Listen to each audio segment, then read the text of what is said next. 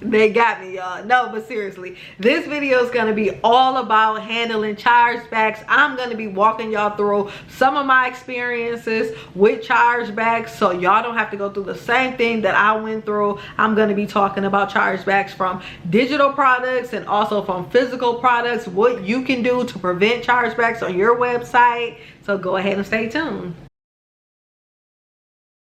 Hey, I'm Destiny. Welcome back to my channel, and my channel is about business, side hustle, and entrepreneurship. So if those topics interest you, make sure you go ahead and subscribe. And in today's video, we're going to be talking all about chargebacks. I'm going to be telling y'all some of my horror stories that I've dealt with in the past, which comes from digital products and also from physical products, and showing you what you can do. But before I start this video off, let's talk about what exactly is a chargeback. A chargeback is when a customer purchases from your website and then they contact their credit or debit card company to dispute the charge. Typically when that happens is they'll take the money directly from you and refund it back to the customer, and then they'll allow you time to fight the charge to see if it was actually fraudulent or if the customer indeed made the purchase. Now, why do people do chargebacks? There are many reasons why this happens. One, it could be your customer was actually a scammer, and what happened was they stole someone's card, made the purchase on your website, got the product or the service that you offer,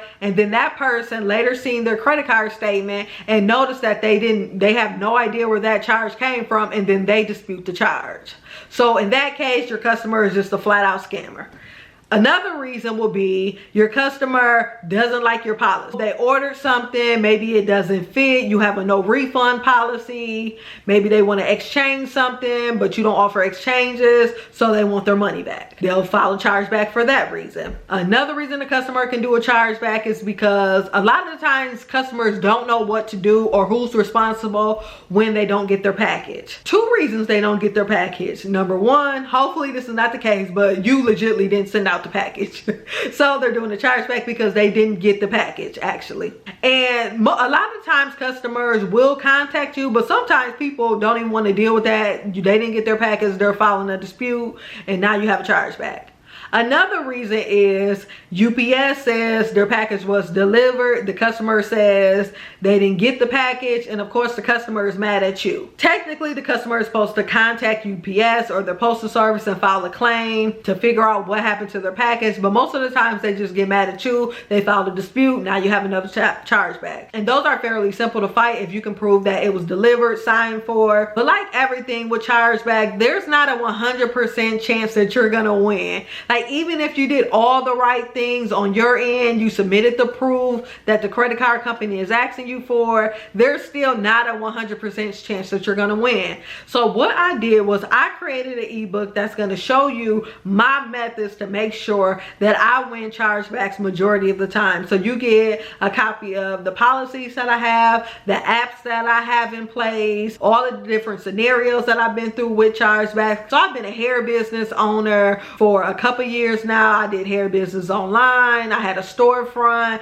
and then also with digital products. Now the tricky thing about digital products is when you have it set up on your website to where as soon as the order goes through, it's going to send them their digital product right away. Because Shopify does have a fraud analysis feature to where normally they'll catch it. It'll put a caution sign for you to check that order, but with digital products, since the order automatically is fulfilled once the payment goes through, you don't have time to check. So sometimes with digital products, you're just out of luck. Like, you can send in your verifications that they got the product, they opened it, but that doesn't guarantee you your money back with Shopify. Now, with PayPal, you have a better chance at winning because PayPal offers seller protection. Now with the seller protection program, they'll offer you your money as a seller. Like if someone files a dispute, you'll be able to get your money back up to a certain amount as long as you can show that you did the right thing on your end. So as long as your policies are in place,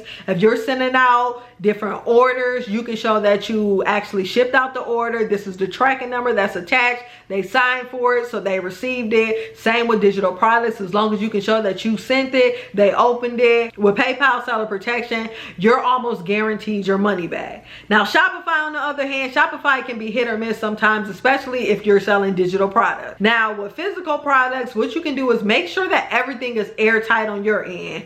Make sure that your terms and conditions are up to date, your policy is up to date, your product descriptions are up to date. Because one thing with product descriptions, you want to make sure that you're actually selling what's in the description.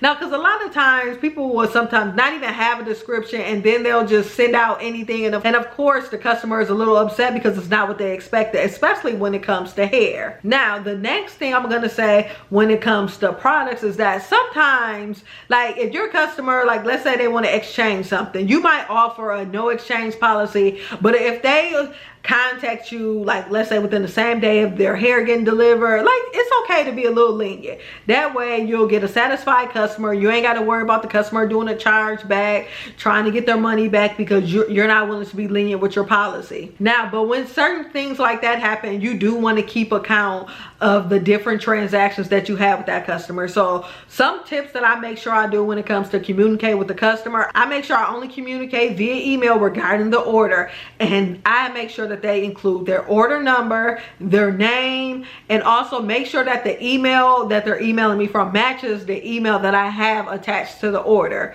because you don't want to get someone saying that, oh, that's not even me. You want to make sure like, hey, I verified that this is them, this is what they requested, same email address. And you want to make sure that everything is airtight when you're communicating with your customer. So you want to make sure you're doubling down on their policy. If you're able to make an exception, do it, but if you're not, make sure you're sticking to your policy. Make sure you're being very consistent.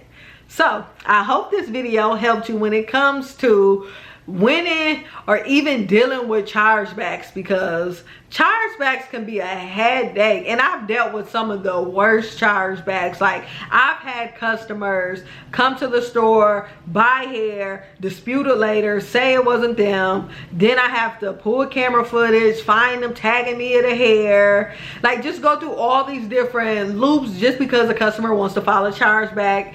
And I'm just like, come on now. Like, why we even, like, especially as a small business, why you want to scam me? Like, don't scam me. But yeah, so I hope you found this video very helpful. Don't forget to subscribe to my channel. If you have any questions, comments, concerns, drop that in the comment section below. The link to the ebook is going to be in the description section. And also, don't forget to follow me on all my social media channels. I'm Destiny Adams on Facebook, TikTok, Instagram, Snapchat, pretty much everything. I have a free Facebook group called The Side Hustle Business. So if you want to advertise your business there or just connect with the other people who support my page, go ahead and click the link in the description for that. And yeah, stay tuned for the next video. Peace.